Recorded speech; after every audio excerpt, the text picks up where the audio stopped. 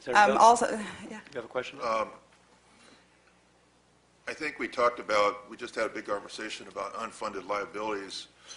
When we look at children without child care, the increase in the number of disabled children because they don't get proper health care and not get proper child care, that is actually, in budget terms, an unfunded liability. It's an unfunded child liability because that children will not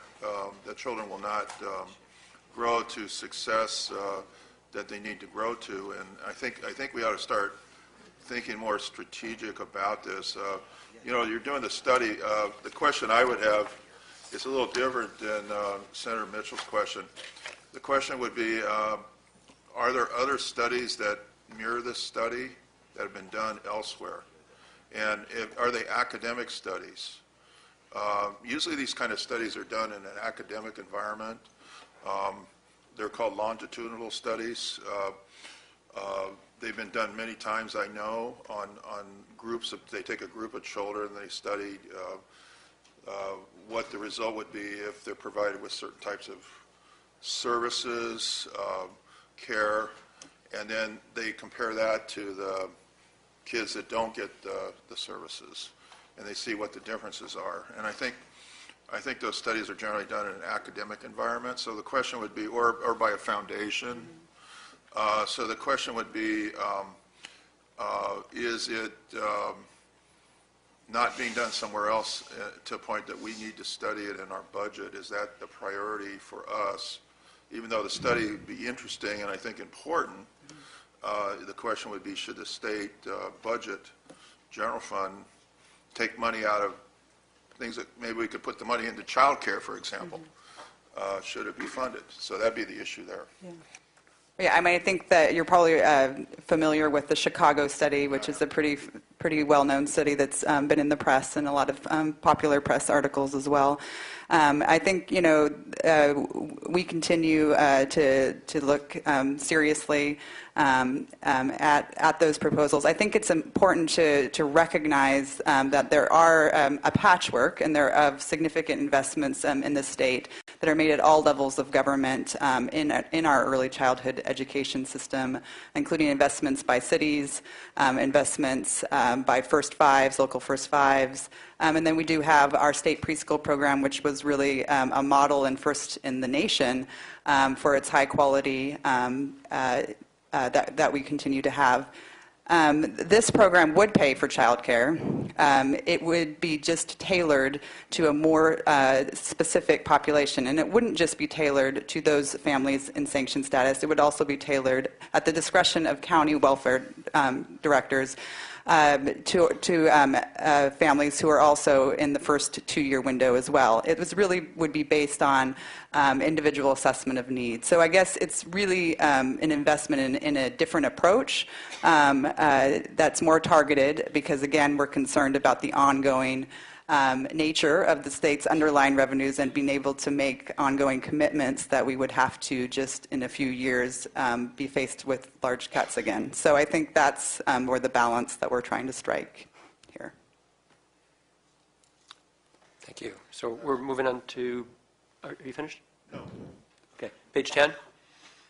Yeah, so then also this budget for the first time makes a particular emphasis on strengthening the state's infrastructure, and for the first time since 2008 we've released the 5-year infrastructure plan, and this year the plan has a little bit of a different focus. We've tried to focus in on the affordability of the state's infrastructure investments and also make a particular emphasis on the maintenance of the state's vast infrastructure, because we do have a significant infrastructure in the state, and maintenance is one of the things that has been neglected over the past decade of tumultuous budgets.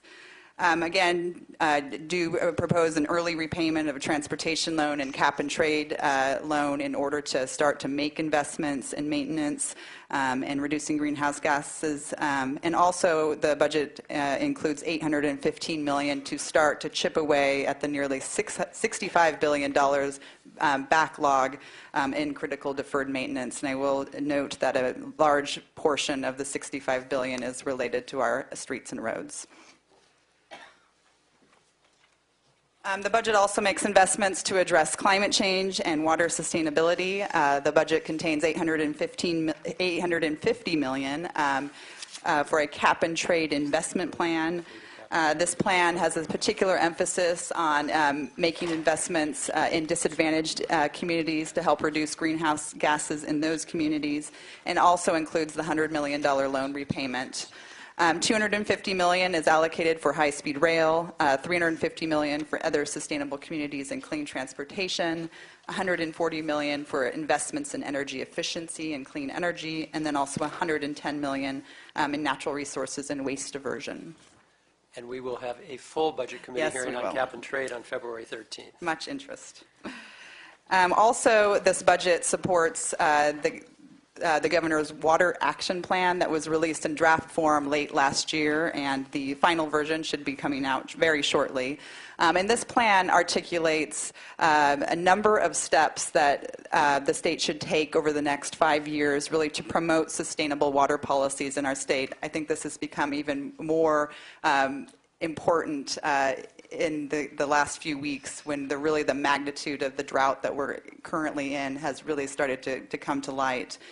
This plan includes $619 million to support actions in the Water Action Plan, including $473 million for regional self-reliance of water systems, $77 million for flood protection, $30 million to protect and restore ecosystems, $20 million for water conservation, $11 million for safe drinking water, and then an $8 million investment in really expanding the state's groundwater storage capabilities. Finally, this budget saves for a rainy day by making the first deposit into the budget stabilization account since 2007, a $1.6 billion investment. And also proposes to build a lasting rainy day fund to replace ACA4 that is slated to be before the voters this year. We propose modifying ACA4 really to address directly the source of the volatility that underlies our state revenue system by basing deposits on capital gains spikes. We also propose to create a Proposition 98 reserve to really protect education from cuts during the next downturn and to really smooth the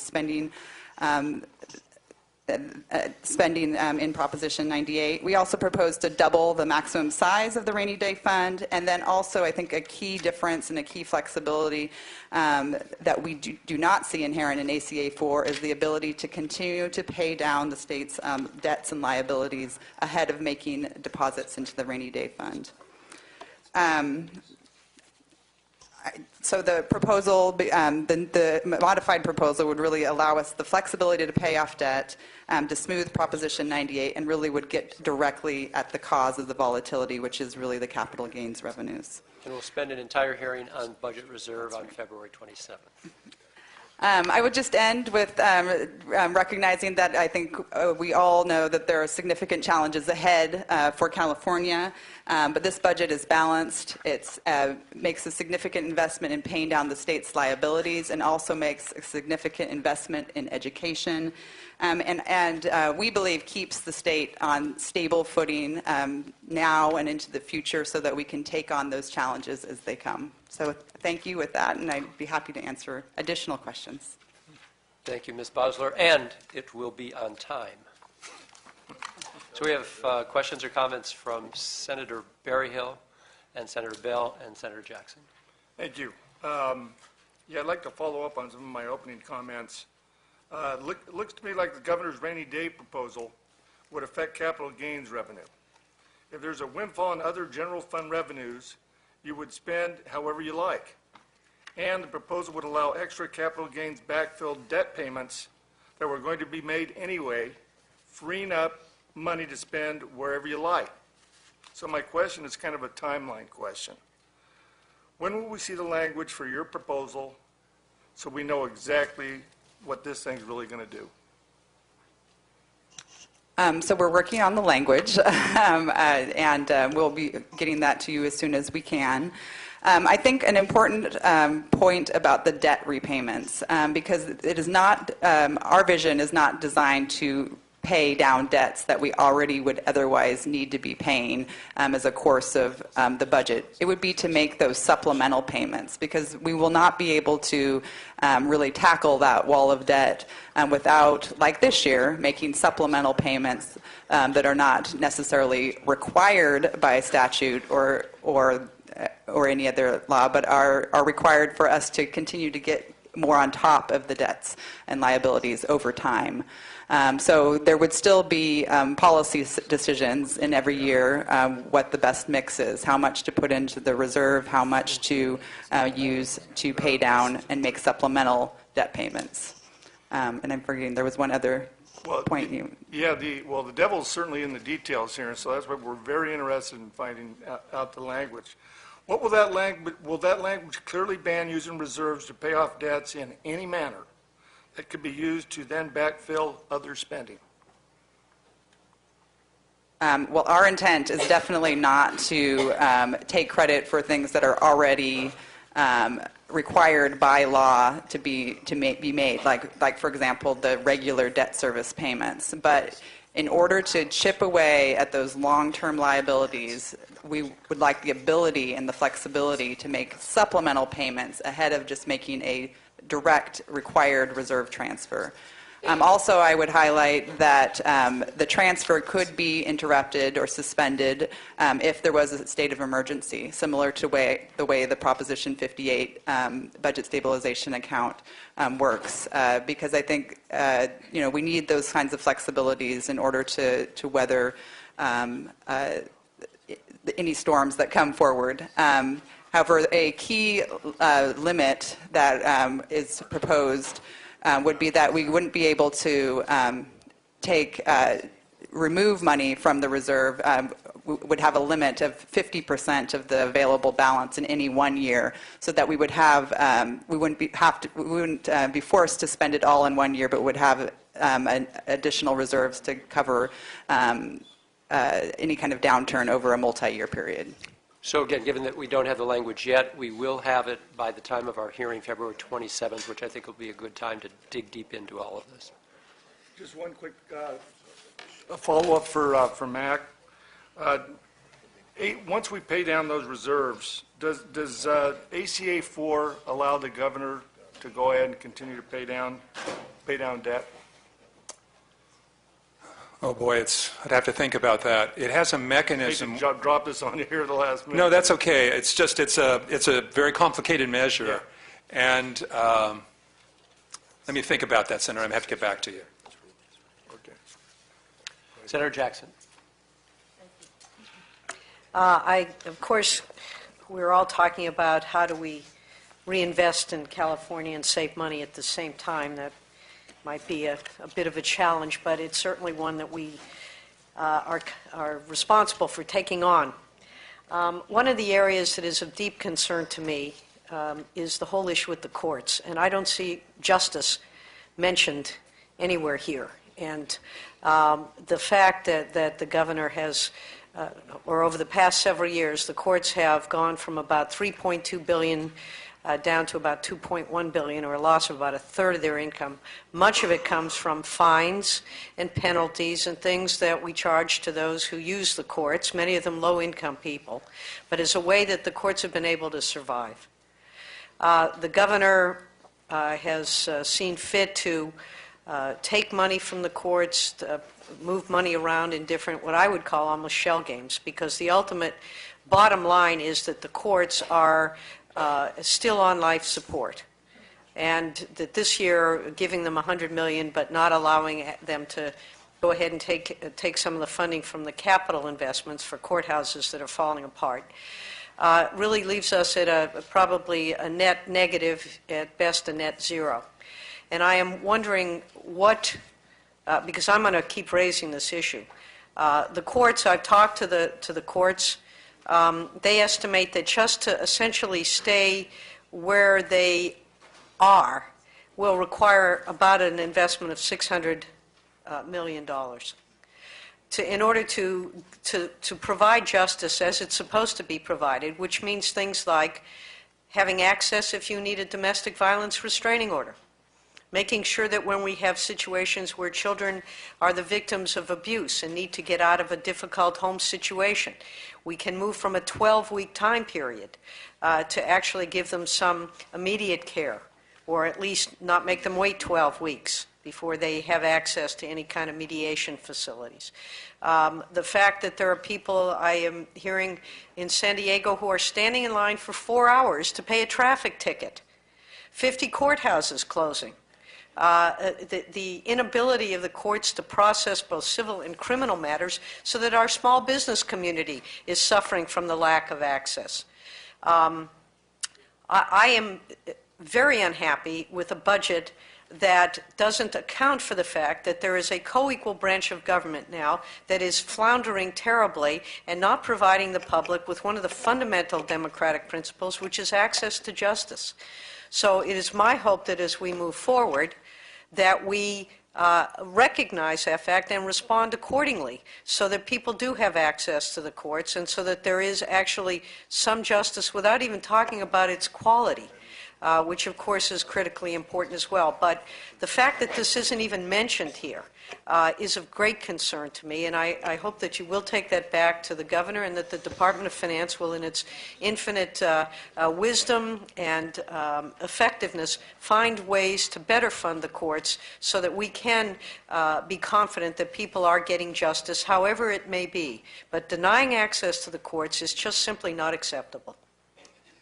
Thank you for your comments, and I will bring them back. I think it's important to note we do have a $105 million investment in the courts, and it is something we're working with them all the time to figure out better ways to manage the resources that they have.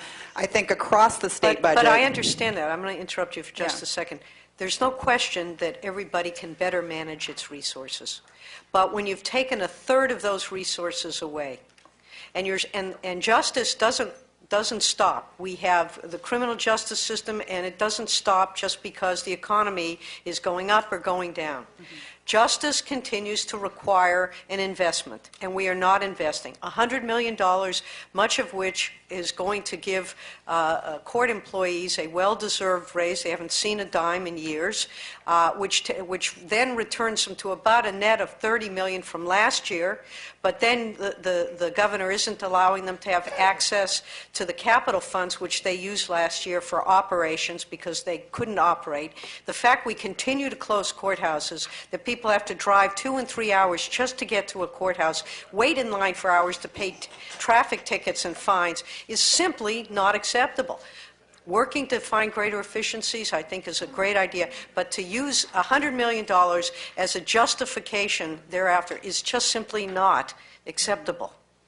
Yeah, and I think it's the example you keep using about the traffic fines and the waiting in line. I think that we're really trying to work collaboratively with the judicial branch to think of ways in order to manage smarter, so that we can better use the money that we currently have. And I think our overlying concern is that across the state budget, we're not putting money back necessarily the way it was taken from. It was uninvested. You look at local control funding formula, you look at the CalWorks changes. Everyone is kind of doing with less and doing things differently. And I think that close 50 courthouses. That we're not talking about just paying a traffic ticket. That's just one illustration. We have children who are left in dangerous situations because they can't get access to the courts. We have courts where it's taking 4 and 5 years to get a divorce decree. We have, justice needs to be funded. Yes, and I think that one of the other things that's been a big reform that the judicial branch has embarked on was the workload-driven funding model that they're implementing now, because I think we do recognize that there are some courts where these issues are more acute than others.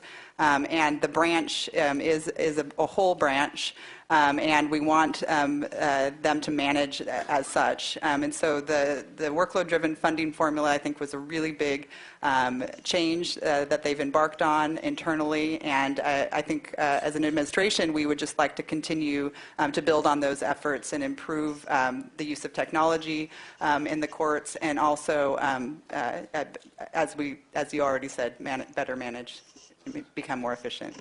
Thank you, Senator Jackson, and appreciate your raising the issue of the courts. You are not a lone voice in concern for access to justice, and just from the bigger picture, we here in the Senate for the past year or more have been talking about a balanced approach to dealing with every additional surplus dollar that we may receive.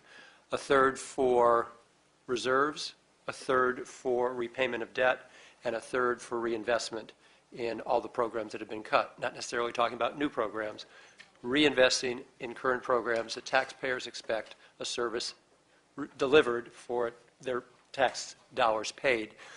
Currently, as the governor has proposed in his budget, the repayment and the reserve doesn't account for 66%, but closer to 90%, and only 10% for reinvestment. So I think that's going to be a landscape on which we debate how we approach these surplus dollars. And the courts certainly is one. We have long-term care facilities for the elderly, which are not being inspected in some cases for more than 5 years, putting us at the bottom. The bottom people are dying in these facilities. We've got child care cuts to deal with. The list is long. But I think a lot of our debate will be between whether that it's appropriate to put reserves and repayments at 90% or maybe closer to 66%. I think we have a question from Senator Block and then Senator Roth, and we do want to get to Mr. Taylor. Thank you, Mr. Chair. Ms. Bosler, you mentioned the funding for schools this year, and there's significant funding, and I think we appreciate that. And we'll pursue this more in sub 1, but I just want to ask you now about the proposal for LCFF automatic funding increases. That seems to take the legislature out of the loop when it comes to looking at proposed increases and deciding how to allocate resources. What's the rationale behind that? I think the proposal to make the local control funding formula a continuous appropriation is really predicated on giving local school districts the ability to plan. Given that it's such a large chunk of the state money that they're getting, I think the idea that it would be continuously appropriated would give them more certainty when they're planning ahead of their budget deadlines, which unfortunately coincide with ours. And so that, I think, is the main underpinning. I'll have Nick Schweitzer add anything additional. Sure. We've certainly, in meeting with school budget officers and other stakeholders, have heard a lot of sort of angst around the transition from the, prior funding formulas, which were all continuously, or the majority of which was continuously appropriated, to this LCFF, which every year we have to appropriate an amount of money to make up the gap between where the funding level is now and where we want it to be. So we're proposing to sort of deal with that anxiety by saying, we'll ensure that you can count on that the increases will be provided every year to implement the LCFF, just in the way that they used to count on a COLA being provided every year. Okay, and I'd ask the LAO, just maybe part of your major presentation, but if you could comment on this aspect. Sure. Yeah, we think it's a really bad idea. This is one of your fundamental choices that you make. There's already a lot of uncertainty for schools. I mean, you can provide this type of certainty. They won't know what they're going to get until May, based on revenues coming in, and so this is really giving up a lot, and we would strongly recommend that you reject that proposal. Thank you. Thank you, Senator Block. Senator Roth. Thank you. This may be my last opportunity to, since I don't sit on the budget subcommittee that deals with courts, but just to follow on what Senator Jackson was talking about. I think the administration's focus on efficiency in government, and in particular in the Judicial Council and the court system, is right on track. I know that my colleagues and certainly I have been pushing the Chief Justice and the Judicial Council for them to take a very close look at the way they do business, to make sure they squeeze every dollar out of the operation, and the fact that they've done it in the past doesn't mean they need to do it in the future. I think they've been doing that. I think this $100 million is a good step. I'm fairly certain it's not enough, as Senator Jackson was mentioning. But even beyond that, one of my concerns, if I understand it correctly, is this is $100 million toward operational expenses. It does not address the judge issue in the state of California. In my recollection, I wasn't here, but 5, 6, 7 years ago, this legislature authorized 50 additional judges in places of need in the state of California. And although those judgeships were authorized, to date they've not been funded. And the Chief Justice and the Judicial Council have frankly done a very, very good job of taking a look at that needs assessment and reallocating those 50 judges to inland California counties where the population has been shifting over the past year, several years. And the $100 million does nothing to address the judge shortage in inland California where the population has been shifting.